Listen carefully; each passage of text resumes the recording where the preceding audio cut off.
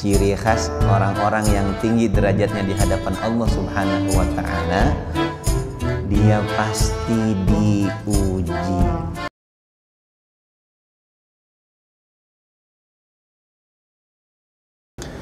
Assalamualaikum warahmatullahi wabarakatuh.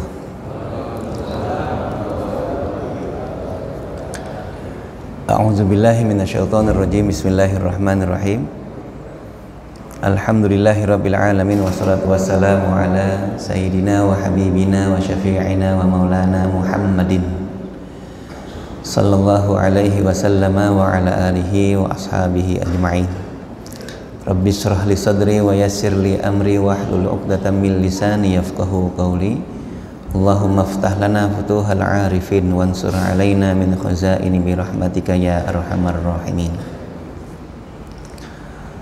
Puji syukur kita panjatkan senantiasa kepada Allah Subhanahu wa ta'ala yang memberikan kita limpahan rahmat, karunia serta nikmatnya, sehingga syukur alhamdulillah pagi hari yang berbahagia ini kita bisa berkumpul di tempat yang mulia dan penuh berkah. Diawali dengan sholat subuh berjamaah, dilanjutkan dengan thalabul ilmi. Mudah-mudahan aktivitas amal ibadah kita dicatat oleh Allah Subhanahu wa ta'ala sebagai amal soleh.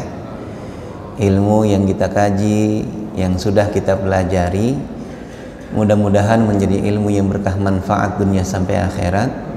Ilmu yang bukan cuma sekedar tahu, tapi bisa berbuah amal soleh dan kebaikannya.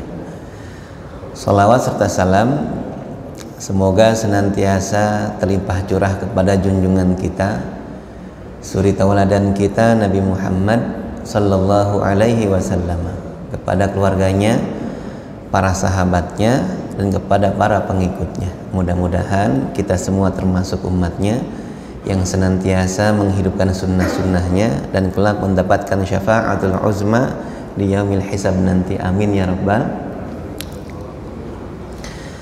Bapak Ibu yang dirahmati Allah Subhanahu wa ta'ala, setiap kita, orang-orang beriman itu, dia akan sangat senang dan berusaha sekuat tenaga meninggikan derajatnya di hadapan Allah Subhanahu wa ta'ala.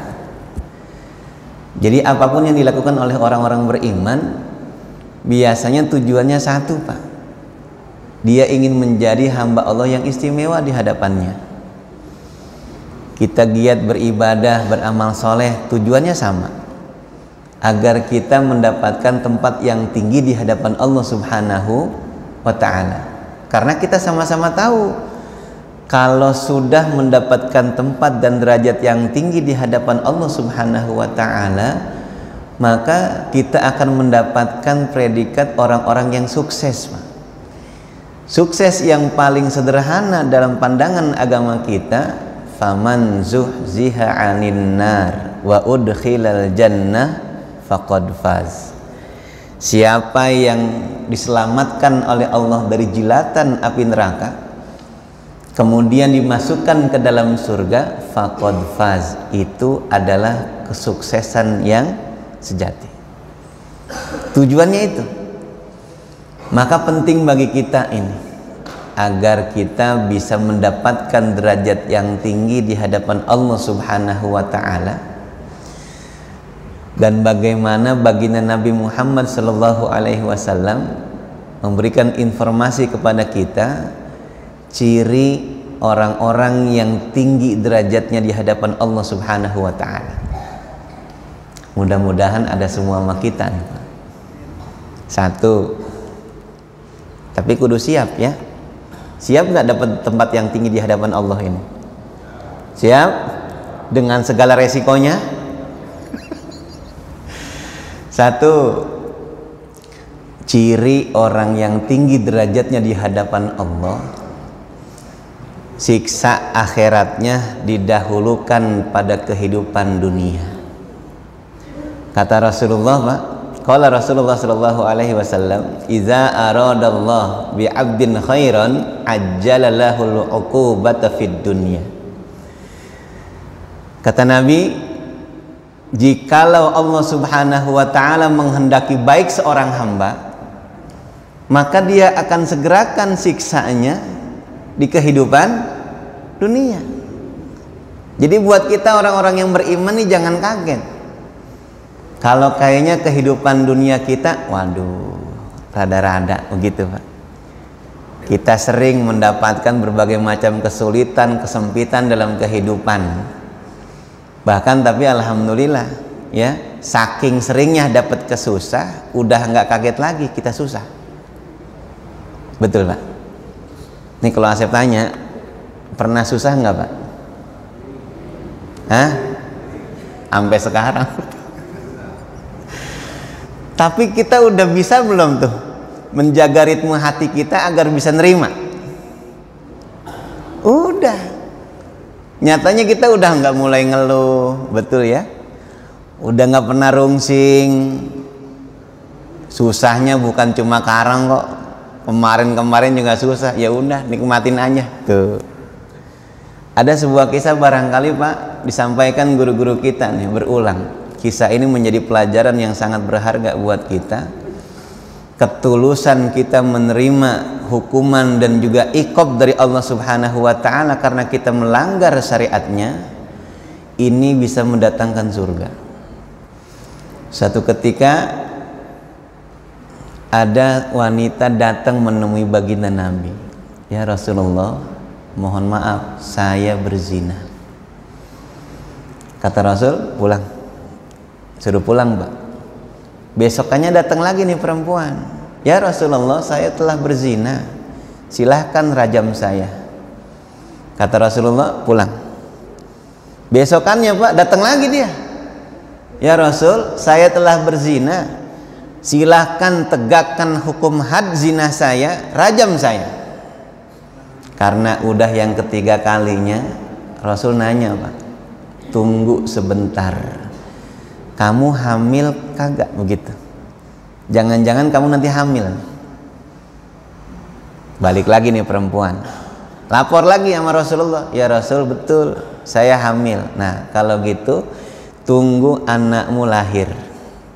Hilang nih perempuan Pak. Beberapa bulan kemudian datang lagi menemui Rasul. Ya Rasulullah, saya telah melahirkan anak hasil zina saya. Nah sekarang silahkan tegakkan rajam terhadap saya. Kata Rasulullah, tidak, tunggu anakmu selesai menyusui 2 tahun. Pulang lagi nih perempuan Pak. Udah 2 tahun balik lagi menemui Rasul. Ya Rasulullah, saya sudah menjalankan perintahmu menyusui anak hasil zina saya selama 2 tahun. Sekarang sudah saya sapi nih anak. Maka silahkan tegakkan hukum had zina terhadap saya. Silahkan rajam saya. Melihat kesungguhannya perempuan Pak, baginda Nabi Muhammad SAW kemudian melaksanakan hukuman rajam. Tahu ya bagaimana tata cara pelaksanaannya? Dikubur separoh, dilempari batu. Batunya segede apa kira-kira? Enggak boleh gede, enggak boleh kecil, sedang Pak. Kalau ukuran batu bata, kira-kira ukuran sedang batu bata seberapa batu bata kira-kira? Separohnya atau seperempat? Seperapat. Lempar kena tubuh kita, kalau kena tubuh barangkali masih sanggup kita tahan. Tapi kalau lempar kena kepala, bocor nggak? Halo? Ya alhamdulillah kita nggak pernah kena lemparan batu sih. Sampai meninggal dunia. Hukuman yang barangkali kalau kita ngelihatnya kita aja merinding. Bapak kalau suruh ngelempar berani nggak kira-kira? Halo? Ada hukum rajam nih di kita. Bapak diminta ngelempar nih, berani nggak?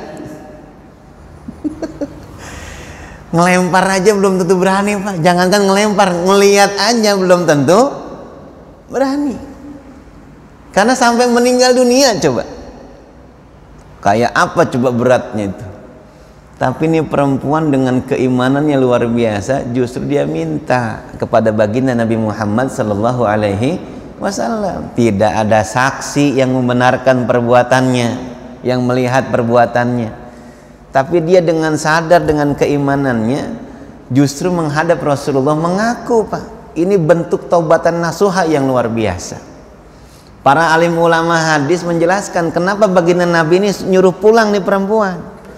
Kalau hukuman dosa zina karena ini berhubungan langsung dengan haknya Allah Subhanahu wa taala, syukran Ustaz, maka tidak ada saksi yang melihatnya, tidak ada orang yang melaporkannya, silahkan taubatan nasuha saja, mudah-mudahan Allah memberikan ampunan terhadap dosanya. Begitu maksudnya.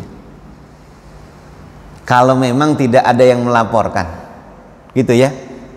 Kenapa baginda Nabi nyuruh dia pulang?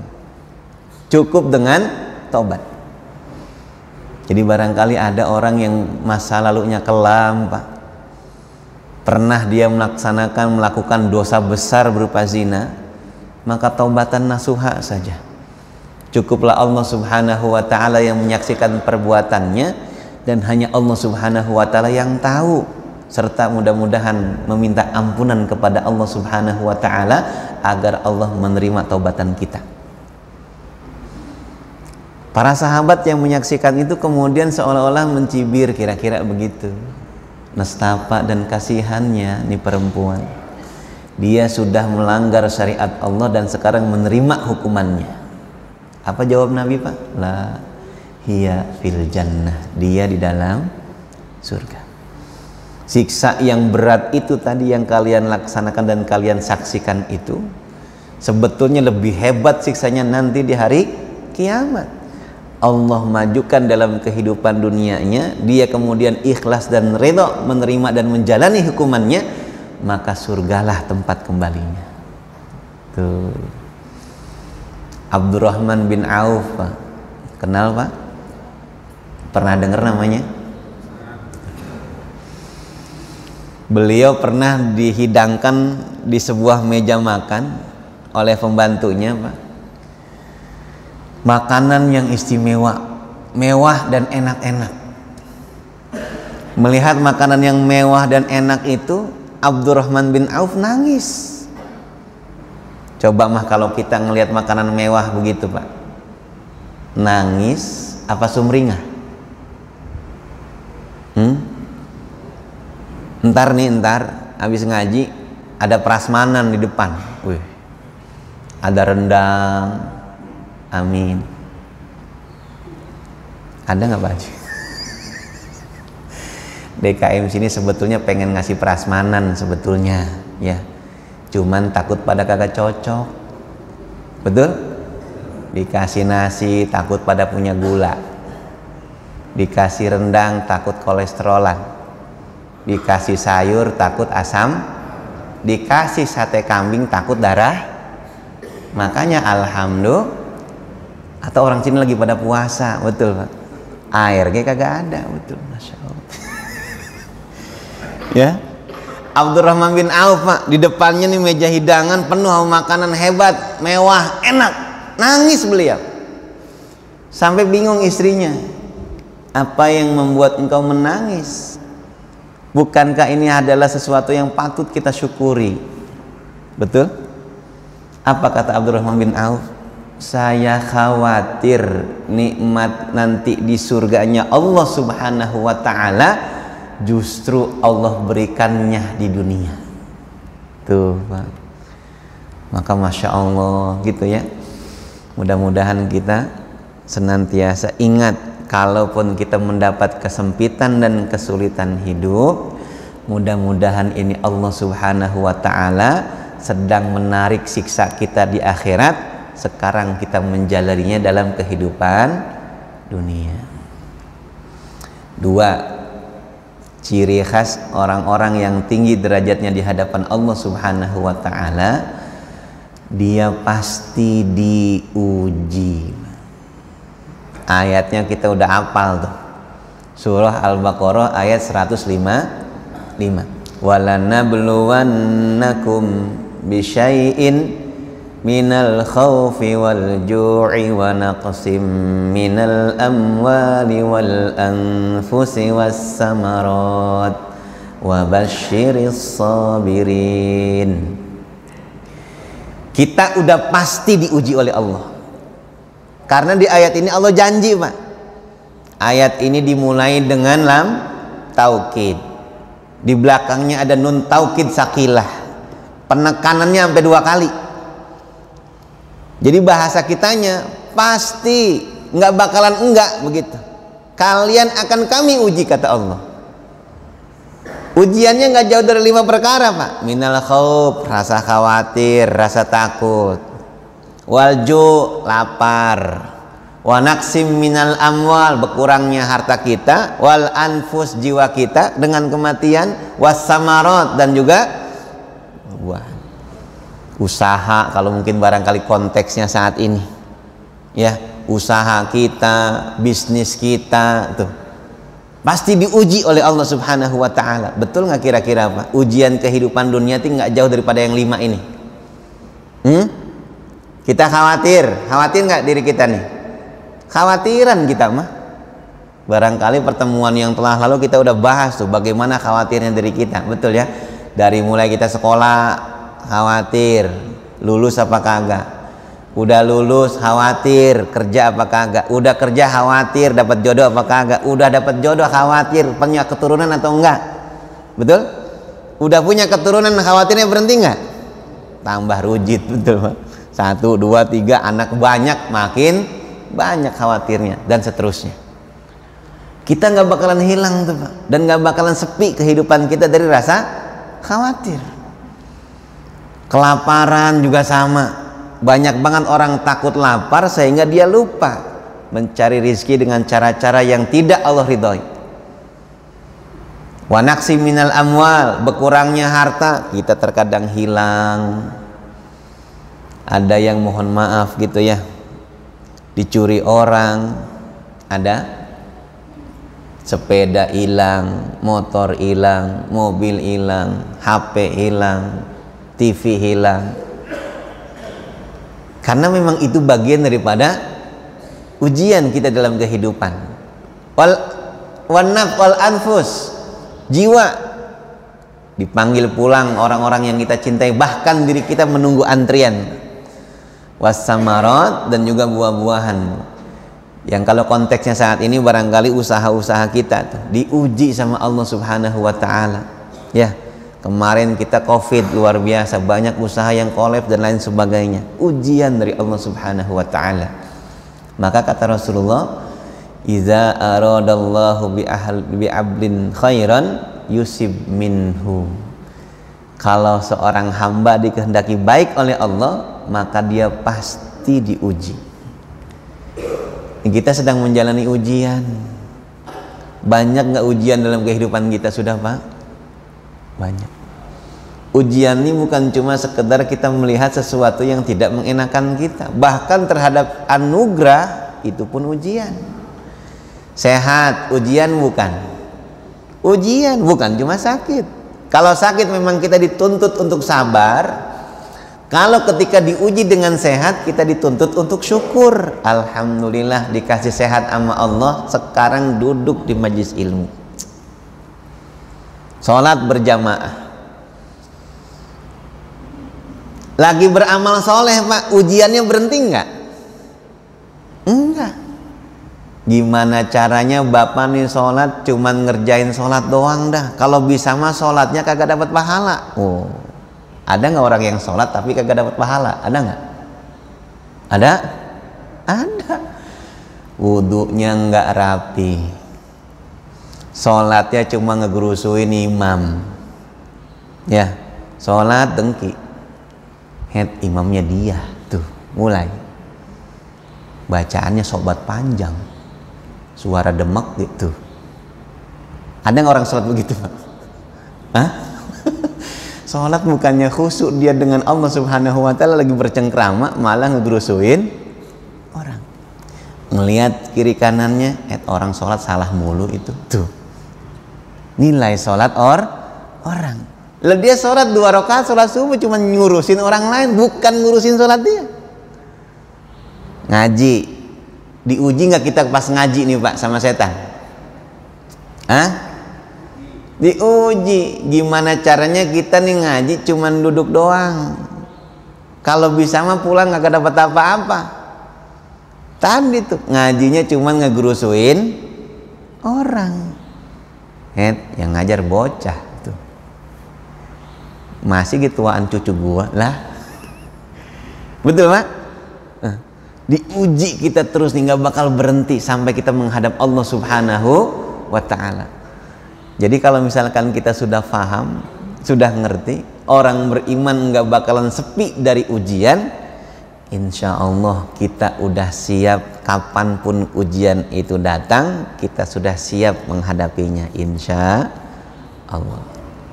2, ciri khas orang yang dekat dan derajatnya tinggi di hadapan Allah pasti diuji.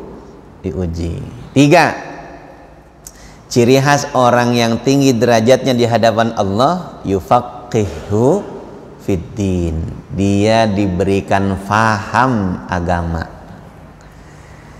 Jadi ketika kita faham, faqih terhadap agama kita, ini merupakan anugerah dari Allah Subhanahu wa ta'ala. Faqih itu bukan cuma sekedar tahu, tapi faqih itu ilmunya sudah menjadi amal, Pak. Kita tahu nikmatnya sholat berjamaah, syukur walhamdulillah kita udah sholat berjamaah. Tahu betapa nikmatnya kita hadir sejenak di majlis ilmu untuk dekat dengan Allah, mengingatkan diri kita yang barangkali ada sedikit lalai. Itu pun sama, faqih dalam urusan agama. Tahu betapa nikmatnya sholat tahajud meskipun melelahkan, bahkan ngantuk kita saban hari, maka kita berusaha untuk melaksanakan sholatnya. Meskipun barangkali setiap malam 2 rakaat, tapi yang penting ada. Alhamdulillah faqih dalam urusan agama. Tahu kita bahwasanya orang-orang beriman dan soleh itu bukan cuma dirinya yang soleh, Pak. Orang-orang di sekelilingnya pun pasti merasakan kebaikannya. Dengan orang akur, dengan anak istri sayang, dengan tetangga benar. Ketika dapat amanah, enggak khianat. Betul-betul dijaga, itu pun faqih dalam urusan agama. Jadi jangan heran kalau misalkan ada orang yang ilmunya banyak, kemudian ilmunya tidak terjemahkan dalam amal soleh, cilaka pasti, Pak. Pasti cilaka. Banyak orang kan yang kalau melihat detailnya serem banget kita. Profesor, doktor, wa ilaha illallah. Berarti banyak nggak ilmunya? Banyak nggak ilmunya? Banyak. Pas ditanya jam berapa sholat, nah mulai dah alasannya banyak banget, dalil semua keluar. Betul. Yang model begini bukan faqih, Pak, baru berilmu, baru alim, belum jadi ulama. Makanya kan alim ulama, karena bahasanya dalam Quran ulama innama yakhsyallaha min ibadihil ulama. Ulama itu jamak sebetulnya dari alim, tapi bahasa Al-Quran ulama. Kalau orang yang baru banyak ilmunya disebut alim. Kalau udah taat dia dengan ilmunya yang dia tahu, ilmunya diterjemahkan menjadi amal soleh, ini yang disebut oleh Al-Quran al-ulama. Bahasa hadisnya faqih dalam urusan agama. Man yuridillahu bihi khairan yufaqihu fiddin. Siapa orang yang dikehendaki baik oleh Allah, maka dia dipahamkan agama. Jadi ketika kita urusan agama ini parada paham gitu. Fitnah lagi banyak sekarang di dunia, di mana-mana ada. Tapi kalau orang yang faqih dalam urusan agama, dia nggak gampang terombang-ambing dengan fitnah. Dia punya pegangan. Yang penting saya untuk jaga diri dan juga keluarga saya nih, akidahnya yang penting lurus. Jangan sampai bengkok. Mendengar satu cerita, satu sebab, satu berita, informasi, dikajinya berulang kali, ditanyakan kepada banyak orang, baru dia ngambil kesimpulan. Kan orang yang hati-hati begitu seharusnya. Karena banyak sekarang orang yang tampilannya luar biasa, Pak, mengemas ajaran sesatnya dengan begitu hebat. Maka kita jangan pernah silau dengan tampilan orang lain. Tapi lihat apa yang disampaikannya, bersesuaian tidak dengan tuntunan Rasulullah Shallallahu Alaihi Wasallam. Banyak nggak kira-kira ajaran sesat sekarang? Hah? Yang mengkultuskan orang, Pak. Kalau kita udah denger cerita dengan begitu hebatnya nih, dibuat hiperbola ya, seorang guru bisa begini begitu, aduh, arah-arahnya udah pasti ke arah kultus itu. Nanti apa yang dia bilang seolah-olah nggak pernah salah. Ini sangat berbahaya, karena kita punya keyakinan setiap kita selain baginda Nabi Muhammad Sallallahu Alaihi Wasallam berpotensi khilaf, salah. Hormat dan takzim sama orang-orang berilmu harus, Pak. Tapi kalau hormat dan takzim kita menjadi ujian beliau, ini sangat berbahaya. Betul ya?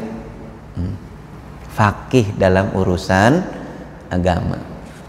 4 apa 3? 4 apa 3? Oh 4. 1 apa tadi? Apa tadi 1? Didahulukan siksanya di dunia. 2, pasti diuji. 3, fakih dalam urusan agama. Fakih itu bukan cuma sekedar tahu, tapi sudah menjadi amal soleh ilmunya. 4, ciri khas orang-orang yang istimewa dan derajatnya tinggi di hadapan Allah Subhanahu wa ta'ala, ista'malahu, Allah akan menggunakannya, Pak, ya, menyampaikan rahmat kepada hamba-hamba Allah Subhanahu wa ta'ala yang lainnya. Dia dijadikan duta-duta besarnya Allah Subhanahu wa ta'ala di kehidupan dunia, kira-kira begitu. Kata Nabi, idza aradallahu bi'abdin khairan ista'malahu. Jikalau seorang hamba dikehendaki baik oleh Allah, ista'malahu, maka dia akan digunakan oleh Allah nih. Sahabat pada nanya, bagaimana caranya Allah menggunakan seorang hamba? Yahdihillahu azza wa jalla ilal amali salih qabla mautihi. Dia akan dimudahkan oleh Allah, dituntun oleh Allah untuk beramal soleh sebelum dia meninggal dunia. Kan ada orang, Pak, dikasih harta banyak berlimpah, kemudian dia dermawan, istakmalahu nih. Dia dipakai oleh Allah untuk menyampaikan rezekinya kepada orang lain. Bapak yang punya usaha, ini kabar gembiranya dari Rasulullah. Ada yang kerja sama usaha Bapak. Bapak punya karyawan 1, 2, 3 dan seterusnya. Berarti Bapak jadi jalan rezeki tuh bagi hamba Allah yang lain. Ini yang disebut istakmalahu. Betul ya? Betul, Pak? Silakan ambil rezekinya biar banyak, yang penting dengan cara-cara yang halal. Kita sebagai orang yang diamanahi oleh Allah punya karyawan, maka didik dan tuntun karyawan-karyawan kita agar dekat juga dengan Allah. Begitu. Asep mah yakin nih, kalau misalkan yang punya usaha orang-orang sini mah insya Allah berkah dah semuanya. Ahli ngaji, ahli jamaah, betul? Maka insya Allah, Pak, karyawannya pun mirip-mirip bosnya, kira-kira begitu. Setuju? Mudah-mudahan pada punya usaha semuanya, amin. Bapak dikasih jabatan yang tinggi. Tugas Bapak ketika punya jabatan dan posisi yang tinggi, bisa buat kebijakan yang buat orang mudah untuk taat, susah orang jauh dari Allah, begitu. Berarti jabatannya istakmalahu tuh. Allah jadikan dia menjadi wasilah agar hamba-hamba Allah nih yang menjadi bawahannya, yang menjadi rakyatnya, biar dekat dengan Allah. Susah jauh dari Allah Subhanahu wa ta'ala karena aturan yang mengikatnya. Bisa nggak kira-kira begitu, Pak? Bisa. Setiap muslim di bawah komando saya sebagai RT, barangkali begitu ya, RW, naik yang lebih tinggi, semua kepala dinas, SKPD di bawah saya, semuanya kalau habis azan langsung ke masjid. Enggak ke masjid telat, SP. Contoh ini mah. Ya. Kira-kira kalau pimpinan tertinggi buat aturan begitu, Pak, disebarkan kepada seluruh SKPD yang ada di daerahnya, nurut nggak? Nurut nggak? Nurut. Takut betul itu. Laki-laki di Kabupaten Bekasi nih, ya, setiap jam 11 Satpol PP keliling. Udah harus ada semua di masjid melaksanakan sholat Jumat berjamaah. Coba keliling, gitu ya. Bisa nggak begitu? Bisa. Karena kita punya kekuatan. Kita para rakyat datengin dulu. Kalau orang lama barangkali tahu. Kenal Malpinas nggak di mari? Halo? Orang dulu. Tahu Malpinas tahu? Tahu? Meskipun nggak pernah masuk minimal tahu.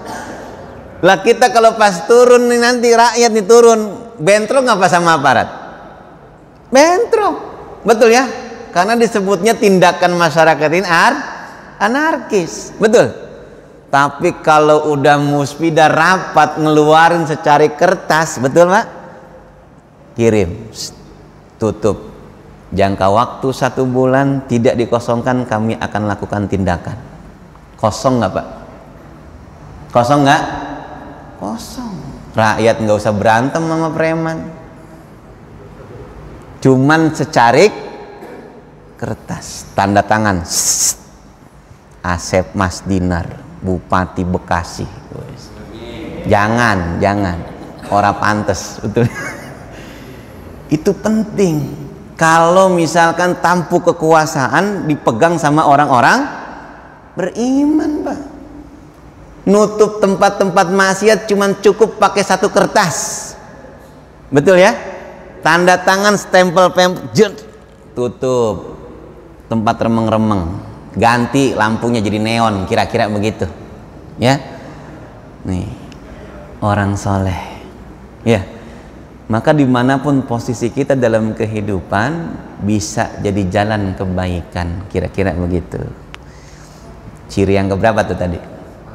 4. 5. Ciri orang yang derajatnya tinggi di hadapan Allah, dia mudah menerima nasihat.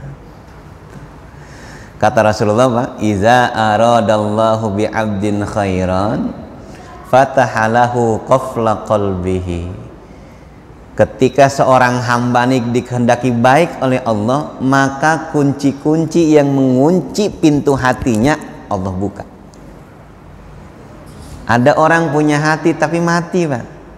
Bahkan kalau hatinya berpenyakit, ciri-ciri munafik udah ada pada seorang hamba, makin parah penyakitnya. Dikasih nasihat bukan tambah benar, tapi tambah sesat. Fi qulubihim maradun fazadahumullahu maradun. Emang udah ada penyakitnya, dikasih nasihat bukannya berubah, malah tambah parah. Ada nggak orang yang kalau dibilangin tambah bader? Bang, jangan begitu nap. Wah, ilah kayak lu baik aja begitu. Udah langsung disekak baik kita. Bang, sholat lu aja sholat, gua kagak minta pahalanya dari lu. Coba. Ada yang begitu, Pak? Bang, ngaji udah hatam gua pengajian lu, tuh coba. Repot gak ketemu orang model begini, Pak? Orang soleh, orang beriman, yang mudah-mudahan mirip-mirip orang sini. Yang ngaji dari kemarin saban hari kan orangnya ini aja, Pak. Betul gak sih? Bulan kemarin ini orangnya saya lihat. Besok ada pengajian tabligh, ini juga orang yang hadir. Yang sibuk banget di perusahaan yang ngadain pengajian, pasti ini panitianya. Betul gak sih? Coba tuh, padahal mah udah banyak banget nasihat gurunya udah didengar sama kita, tapi kita nggak pernah bosen karena hati kita hidup, Mak. Kunci-kunci yang mengunci pintu hati kita Allah buka. Coba kalau misalkan ada orang yang masih punya hati dikunci mati oleh Allah Subhanahu wa taala, jangankan dia untuk berbuat baik kepada orang lain, untuk dirinya saja berat. Na'udzubillah summa na'udzubillah. Makanya kan ketika kita baca dalam Al-Qur'an, yauma la yanfa'u malun wala banun illa man atallaha biqalbin salim. Tuh. Pada hari itu tidak lagi ada manfaat harta dan juga anak-anaknya, illa man atallah biqalbin salim, kecuali orang yang datang nemuin Allah Subhanahu wa taala biqalbin salim, dengan hati yang bersih, yang tunduk, yang jernih. Maka ciri khas orang-orang yang tinggi derajatnya di hadapan Allah, hatinya bersih. Ama benci itu jauh. Pandangan mata melihat orang lain dengan kacamata rahmat pasti. Jangankan sama ngelihat orang-orang soleh, orang baiknya, melihat orang-orang yang masih ahli maksiat saja dia penuh cinta dan kasih sayang, bukan disumpahin. Kan ada orang Pak kayaknya gampang banget benci sama orang. Tapi ada juga kita ngelihat dalam kehidupan orang-orang yang hatinya betul-betul tulus dan bersih. Ngelihat orang yang belum bener tuh bahasa dia enak didengarnya. Belum dapat hidayah kali. Jangan-jangan belum nyampe dakwah kita sama dia. Kita udah ngajak belum? Dia udah sholat ke masjid. Udah ngingetin belum? Dia buat ngaji di masjid. Jangan sampai kita belum nyampein dakwahnya, kita udah ngasih penghakiman. Tuh Pak, orang-orang yang hatinya bersih, ya, orang-orang yang sudah dibukakan pintu hatinya oleh Allah, gampang nerima nasihat. Dan kita harus ingat, salah satu ciri orang yang tidak akan pernah merugi setelah dia beriman dan beramal soleh, tawasau bil haq wa tawasau bis, saling nasihat menasehati yang benar dan saling menasehati dalam keadaan sabar. Kebayang nggak sama kita Pak, yang udah bener, udah sabar, masih kudu dapat nasihat. Bapak nih sholat berjamaah udah terjaga, ngaji setiap majlis datang, ada bosennya nggak Pak? Ada lelahnya nggak? Ada. Aduh, lagi males banget ini, mager. Ada ya? Iman kita kan kadang begini tuh, naik turun, naik turun. Kadang kalau lagi turun-turun, baik, naiknya rada susah tuh. Iman kita begitu dah kira-kira ya. Kali kalau imannya Nabi dan Rasul naik terus, ya kita mah kelas-kelas biasa begitu. Ketika pas lagi turun kan kita butuh banget nasihat Pak, untuk ngingetin kita biar semangat lagi. Dan ketika kita naik kita pun butuh nasihat agar memotivasi kita untuk selalu taat. Masya Allah, alhamdulillah. Baik, kita seling dulu, nggak apa-apa. Yang keberapa barusan? Yang kelima. Yang kelima betul ya? Habisin dulu ya. Yang terakhir, yang keenam. Ciri khas orang yang tinggi derajatnya di hadapan Allah Subhanahu wa taala, kata Nabi, "Idza aradallahu bi'abdin khairan ja'ala ghinahu fi nafsihi wa taqahu fi qalbihi." Siapa orang yang dikehendaki baik oleh Allah, Pak, maka Allah akan kayakan jiwanya dan Allah akan tanamkan takwa di relung hatinya. Tuh, jadi jiwa kitanya yang dibuat kaya meskipun materinya biasa. Ada orang nyandarin bahagianya sama materi Pak. Kalau dia nggak kaya dia nggak bakal bahagia. Orang paling sayang ini, sayang sekali. Karena dia bahagianya nunggu kaya. Berarti selama dia belum kaya bahagia nggak? belangsak baik, begitu meureun ya. Ada orang yang menyandarkan kebahagiaannya simpel Pak, pokoknya pagi-pagi habis pengajian ngopi sebentar, bercanda sama teman-teman di depan masjid, emperan masjid, senang bahagia. Kira-kira lebih pintar mana orangnya? Yang ini apa yang tadi? Yang ini. Bahagianya nggak usah nunggu nanti, sekarang bisa bahagia kita. Nyatanya kita bahagia nggak di sini? Bahagia nggak? Kalau dari depan kelihatan wajah-wajah bahagia ini, Masya Allah, senyum-senyumnya tulus gitu Pak. Betul ya? Meskipun lagi berjuang dengan kelopak matanya, Masya Allah. Tapi nampak bahagianya, begitunya. Allah berikan kebahagiaan dalam jiwanya. Udah selesai ya? Jadi udah ada 6 ya yang disebutkan oleh Rasulullah Shallallahu Alaihi Wasallam. Baik. Bismillahirrahmanirrahim. Assalamualaikum, waalaikumsalam. Sekarang kita mau pilkada. Banyak calon-calon pimpinan daerah merasa diri dialah yang paling bagus, paling baik, padahal agamanya nggak jelas, sholatnya masih jarang. Gimana kiat-kiat cara memilih calon pemimpin yang baik? Masya Allah. Emang begitu mulu. Betul ya? Untuk dapat simpati rakyatnya, terkadang apa aja dilakukan. Nah, Islam mengajarkan Pak kepada kita bagaimana cara kita memilih seorang pemimpin. Paling tidak kalau kita ngikutin Nabi dan Rasul 4. Betul ya? Yang pertama apa? Siddiq, jujur Pak. Kita nilai orang itu bukan saat ini ya, tapi jauh sebelum saat ini. Sama Pak, itu pun berlaku sama kita. Orang nilai diri kita ini bukan hari ini, tapi diri kita dari mulai sebelumnya sampai saat ini. Kredibel nggak diri kita? Di rumahnya, di lingkungan masyarakatnya, di tempat kerjanya, dia kredibel tidak? Terkenal tidak dia dengan kredibilitasnya? Nah gitu kira-kira.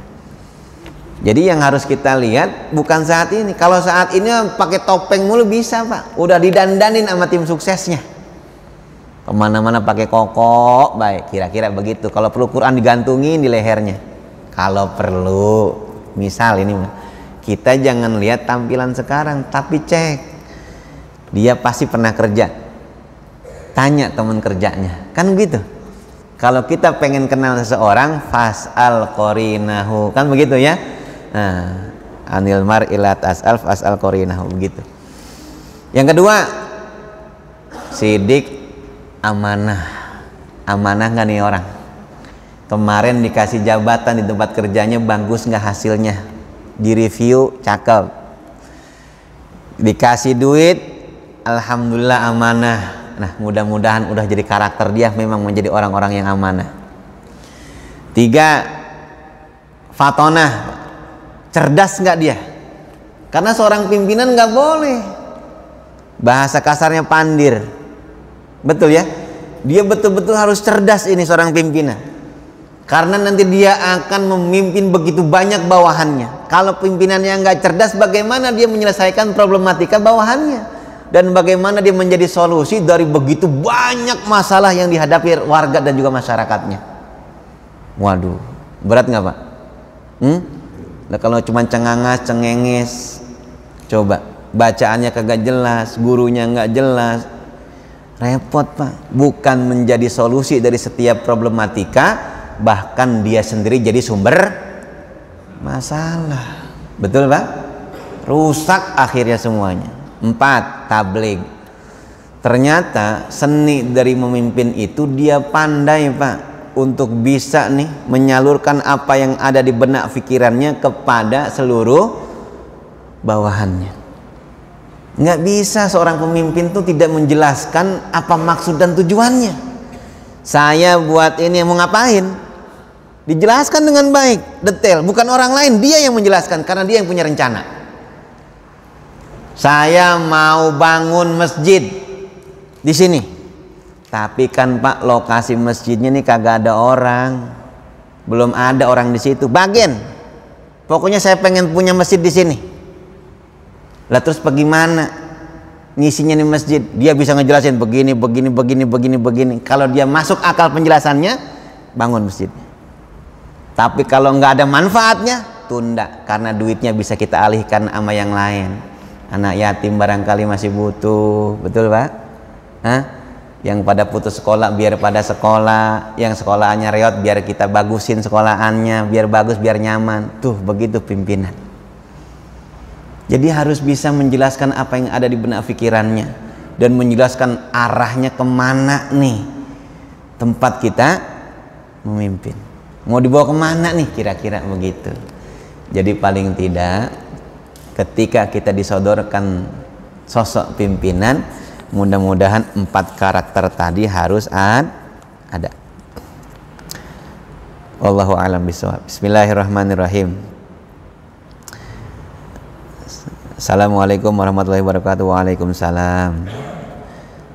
Ustadz, saya mau tanya.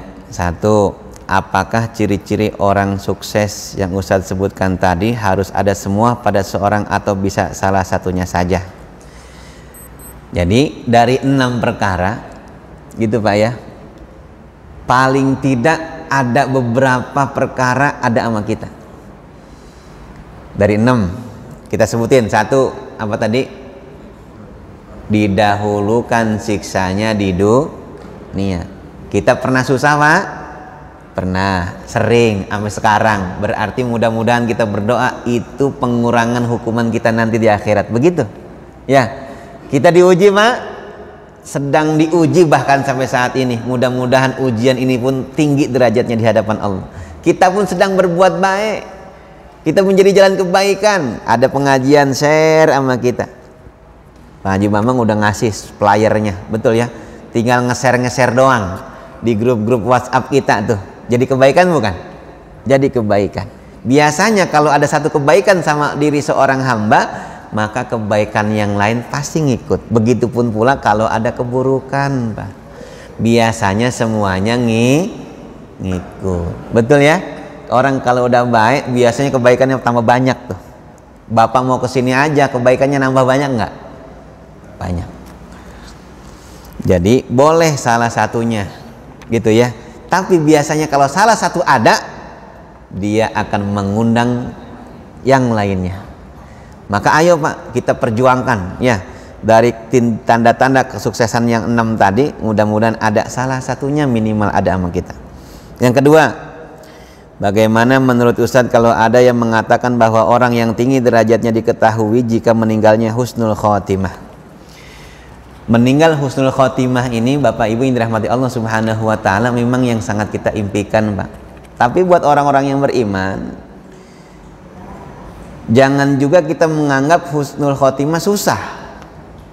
Saya kurang sepakat tuh. Ya. Karena itu akan menurunkan keyakinan kita. Kayaknya kita ibadah kayak kurang bermakna Pak. Tidak. Demi Allah ibadah yang kita lakukan gak pernah sia-sia. Kurang lebihnya biar Allah yang nilai, bukan kita yang nilai. Betul nggak sih? Hah? Karena yang bakalan nanti membuat bangga kita nih, kita pernah sujud di bumi, begitu. Ya, kita pernah baca istighfar meskipun barangkali dosa kita banyak betul. Terkadang kan istighfar yang kita ucapkan itu Pak, kita nggak tahu istighfar sebelah mananya yang Allah turunkan maghfirah. Kita cuma suruh baca istighfar selesai. Kita cuma suruh sujud udah. Terus gimana cara kita untuk dapatin husnul khotimah? 1 caranya nih Pak, yang paling gampang aja. Kata Rasulullah, seorang hamba nih pasti masih dihitung sholat mantazoros sholah, selama dia nunggu datang waktu sholat. Wala yazalu abdin fi sholatin mantazoros sholah. Hadis ini bahkan diriwayatkan oleh Imam Muslim. Tidaklah seorang hamba nih Pak dihitung masih dia mengerjakan sholat selama dia nunggu datang waktu sholat. Maka pernah Asep sampaikan gitu ya, dan guru-guru kita mengingatkan barangkali, kalau kita habis ngerjain satu sholat, maka niatkan diri kita hanya sekedar nunggu datang waktu sholat berikutnya untuk kita tunaikan. Habis selesai sholat subuh tadi, kita niatin nih, kita lagi nunggu datang waktu zuhur buat kita sholat.